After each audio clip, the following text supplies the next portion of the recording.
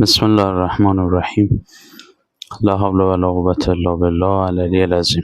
خب در این فضای فعلی که وجود داره و البته قابل پیش بینی هم بود، از ماها قبل هم ما تذکراتی رو میدادیم از سر دلسوزی. امروز شما میبینید باز هم دنیای غرب اون چهره کثیف و منفور خودش رو نمایان میکنه و امروز رئیس جمهور آمریکا توییت میزنه و علنا حمایت میکنه از اغتشاشگران. توییتی که ترامپ میزنه مبنی بر این هست که اگر ایران با معترضین برخورد بکنه ما اونها رو نجات خواهیم داد. خب البته بخش اعظمی از این موارد رو شما میبینید که اینها بیشتر عملیات روانی هست، اما بخشی از اونها که راهبرد اصلی دشمن هست باید مورد توجه جدی ما قرار بگیره. راجع به این موضوع باید خدمت شما عرض بکنم که ترامپ و نتانیاهو دیداری رو که اخیراً با هم انجام میدن، خب بخش اعظمی از این دیدار مربوط به جمهوری اسلامی بود و اونجا راجع به بحث آشوب در ایران به توافق میرسن. خارج از این اگر تحلیل های وجود داره، به نظرم همه اینها تحلیل های نادرست هست. وقتی به توافق میرسن راجع به جمهوری اسلامی، این بار میگن که ما آشوب رو باید با یک وجه خشونت بار دنبال بکنیم.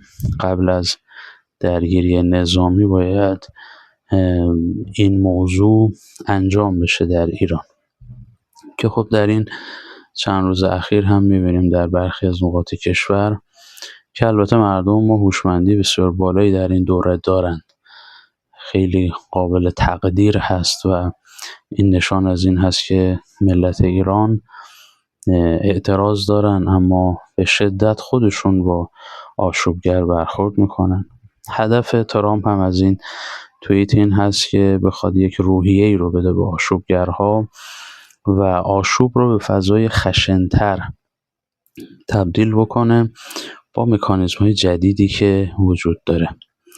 آشوب‌ها باید از زعم اینها سازمان یافته تر بشن و خشن‌تر بشن در روزهای آینده و اصل موضوع این هست که شما انسجام ملی رو که ایجاد شده و به خوبی هم توسط حضرت آقا مدیریت شد و نه برخی از مسئولین، این رو بخوان خدشه‌دار بکنن. پس فضایی که اینها دنبالش هستند اینه که آشوب رو روز به روز، ساعت به ساعت، دقیقه به دقیقه به سمت خشونت بیشتری ببرن تا بتونن بستر رو آماده بکنن برای حرکت‌های بعدی.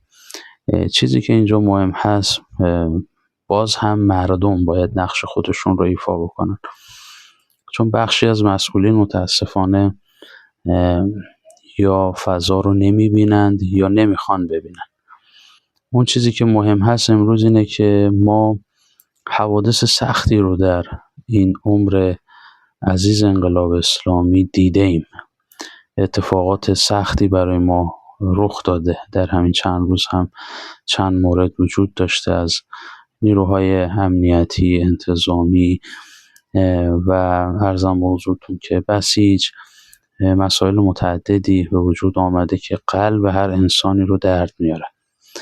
اگر میخوایم که مسائل گذشته اتفاق نیفته، طبیعتا باید امروز من و شما نقشمون رو درست ایفا بکنیم. یه مقدار از فضای آشفتگی و فضای تحلیل‌های متعدد و افرادی که دارن تو این عرصه به فکر جمع کردن فالوور برای خودشون هستن، عضو و فضای این چنینی و کاسبی هایی را انداختن، از اینها بیایید بیرون. من بارها خدمت شما عرض کردم تحلیل های درست رو و علل خصوص علل خصوص فرمایشات حضرت آقا رو تجزیه و تحلیل بکنیم، چون اونها برای ما راهگشا هست. انشالله که این برهه رو هم ما به سلامتی پشت سر میگذاریم، به امید حق و به امید این روزهای عزیز. التماس دعا یا علی مدد.